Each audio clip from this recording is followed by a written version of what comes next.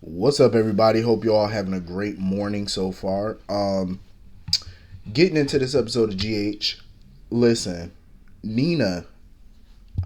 Nina needs to understand that not everybody is going to accept her. Like, she's happy because at least, while she's with Sonny and stuff like that, they could be, out in the open with their relationship, and, she's establishing a relationship with his kids, and, Dante and Christina is accepting of her, but she's still upset that not Willow, but Michael and Jocelyn don't accept her.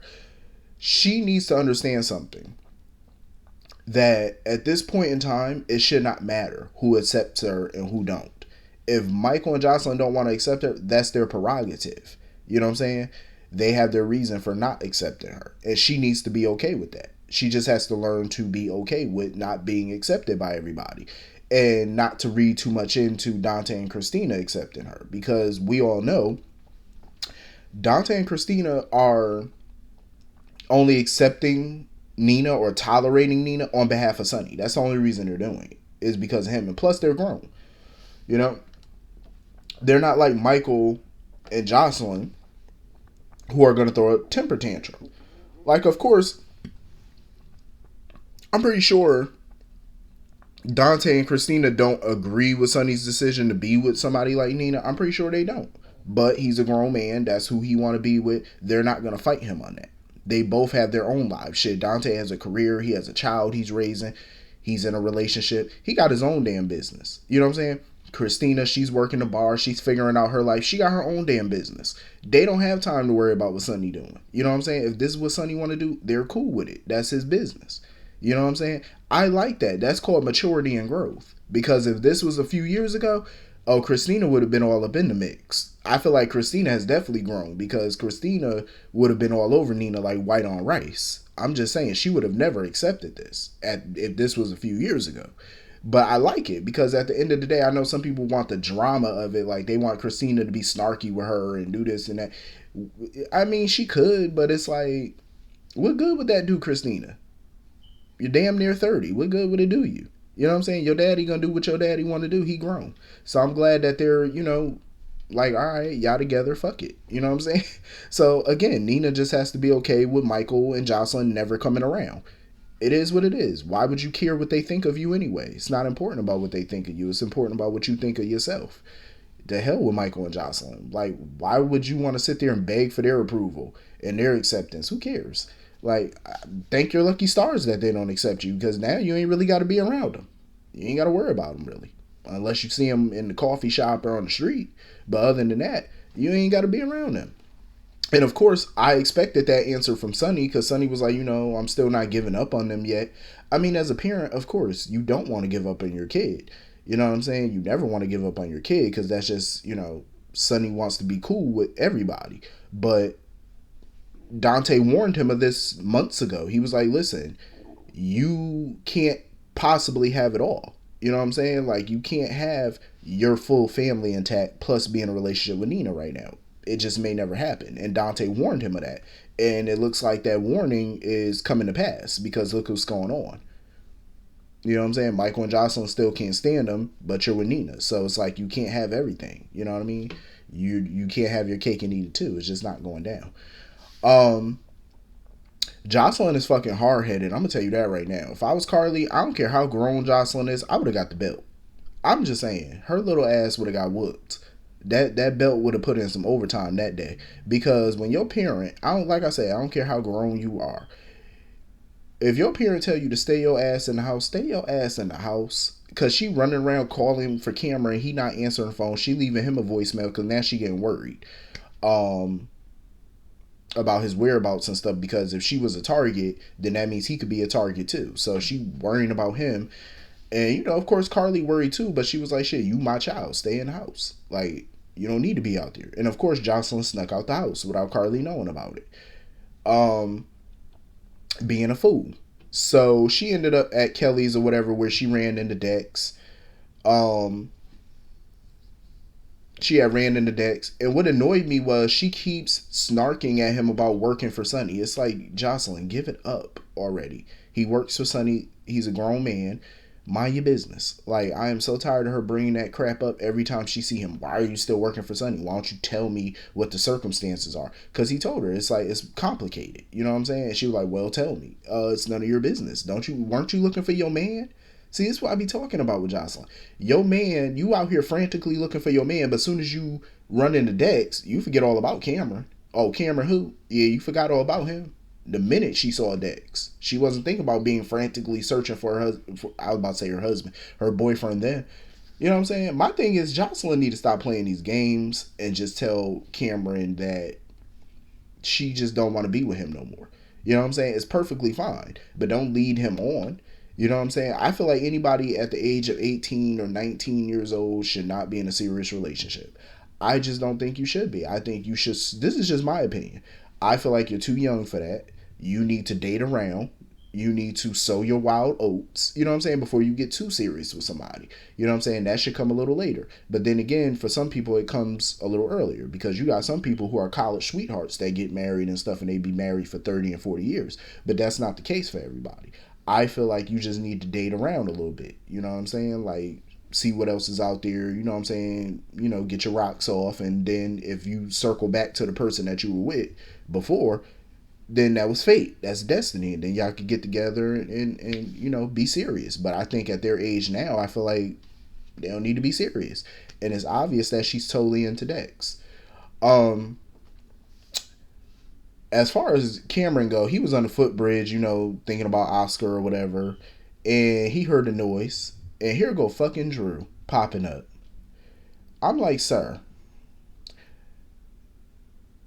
what the hell is wrong with you? He talking about, oh, Kim, why are you out here by yourself? You do know that there's a hook killer running around and stuff. Okay, why is he out here by himself? Why are you sneaking up on folks? Announce yourself. You know there's a hook killer running around town. Announce yourself. You don't just sneak up on people like that. You better have a bell or a horn or a whistle. You know what I'm saying? Make some type of noise. Don't be making that creepy Michael Myers fucking noise. You know what I'm saying? I was nervous for Cameron at first. I'm like, who the fuck coming out the bush? And here go Big Nose Drew. I'm like, sir, you need to wear a bell. You need to ring a bell when you coming. You don't just sneak up on folk like that. What the hell is wrong with you? It's a killer running around, fool.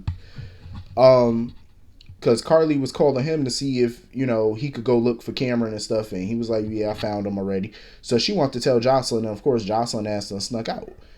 You know, Dex wanted her to tell Sonny about what's going on with this killer because Cameron walked up as her and, you know, Dex were talking and stuff like that. She was all hugging him and, oh, now you want to hug him, act like you were worried about him, please.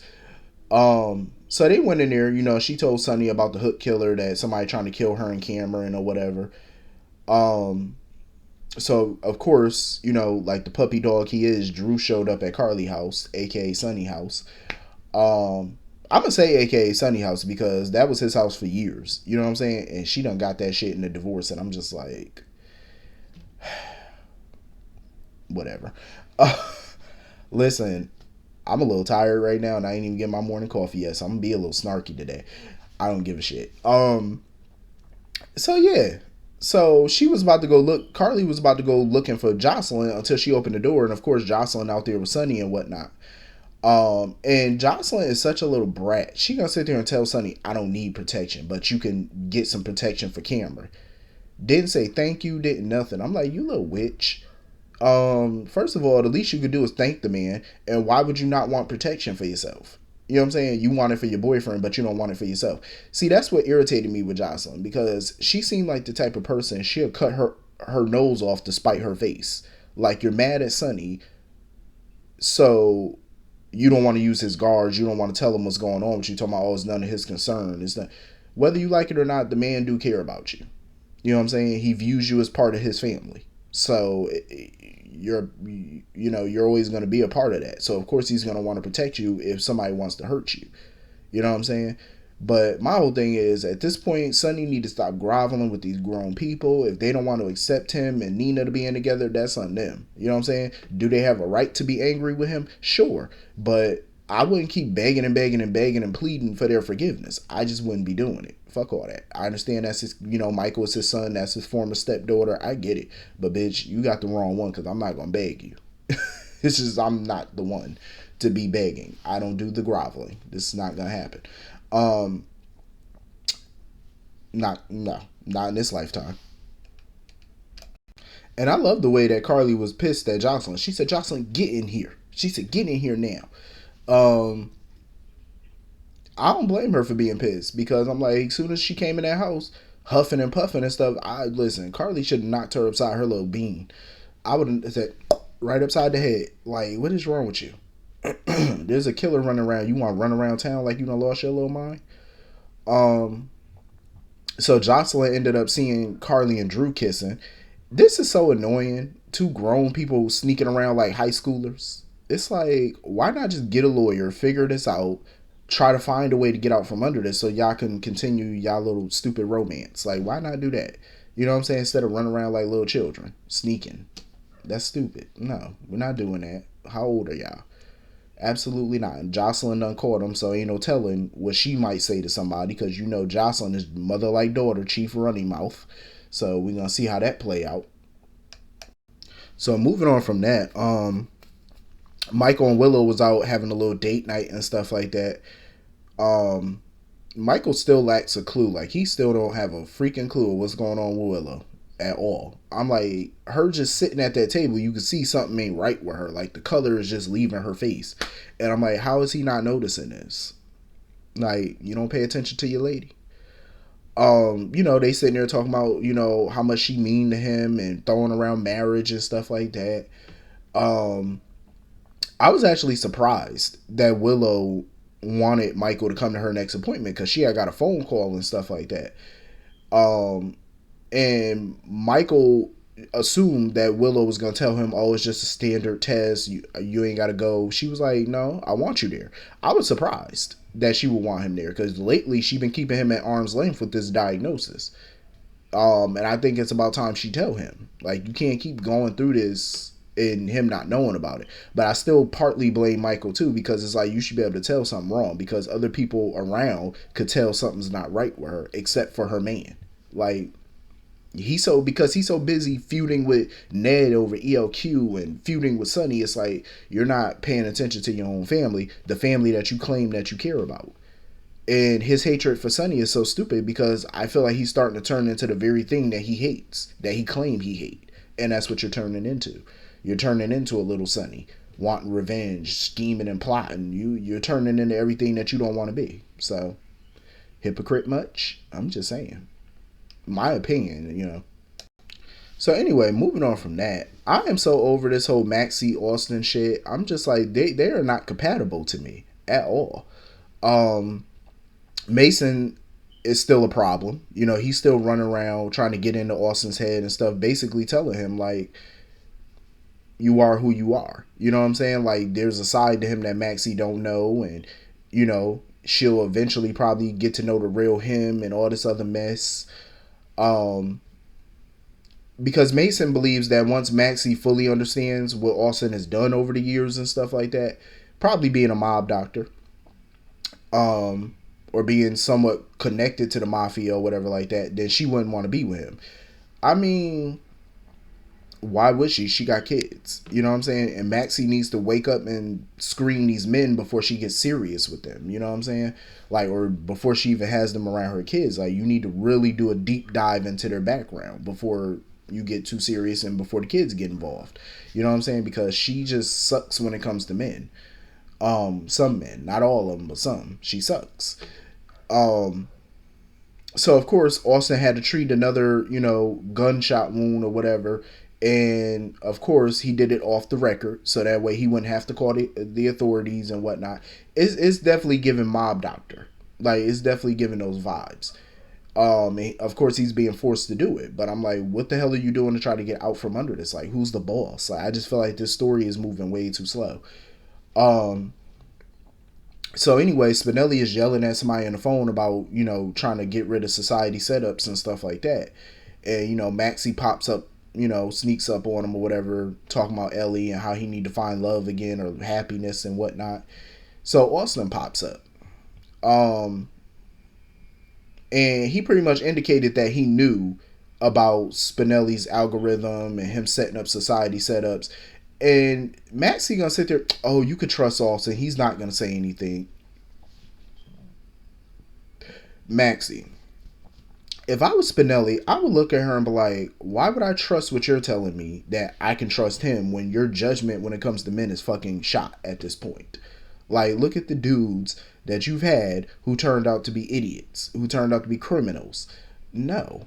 I wouldn't trust her fucking word for it. If I was Spinelli, I would have went the fuck off. Like, you told him something that could get me in prison. I don't trust him. I don't know him. And you gonna tell him my business? I would have been tight if I was Spinelli. Like, Maxie should know better by now. Like, she should. And side note, why I just had a thought about this. Maxie is making a bit more money now, and she does have 3 kids now. Why is she still living in that tiny ass apartment? They need a new set for her. Like, can't she buy Dante house? Cause she gonna need something bigger. She got 3 kids now. Ain't no way her and 3 kids are living in that shack. I'm just I'm just saying. It reminded me of Dante's loft a little bit. Like when him and Lulu had Rocco and stuff. I kept saying in my reviews back then, like, if y'all don't move them out that loft, cause that loft ain't big enough for a family of 3. It is barely big enough for a family of 2. No. So anyway, after, Maxie left to go cancel her dinner order or whatever, Austin gonna sit there and ask Spinelli to use his algorithm on him and Maxie. I'm like, sir, I'm not using my algorithm for you. I would have told him no. Spinelli need to start telling these people to fuck off. Like, he need to start being like Gordon Ramsay on Hell's Kitchen. Fuck off. Fuck off out of here, fuck face. You know what I'm saying? Like, he need to get tough with these people. I'm just saying, like, stop letting them walk all over you. No, absolutely not.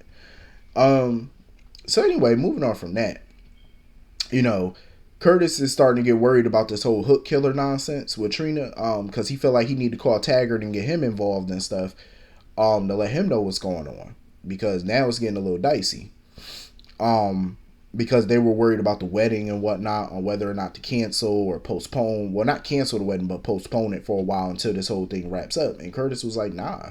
He don't think they should cancel because he think that a wedding would be a good thing for them, a good distraction. It'll be something happy to look forward to. Jordan keeps trying to persuade Portia to tell Curtis the truth about Trina possibly being his daughter.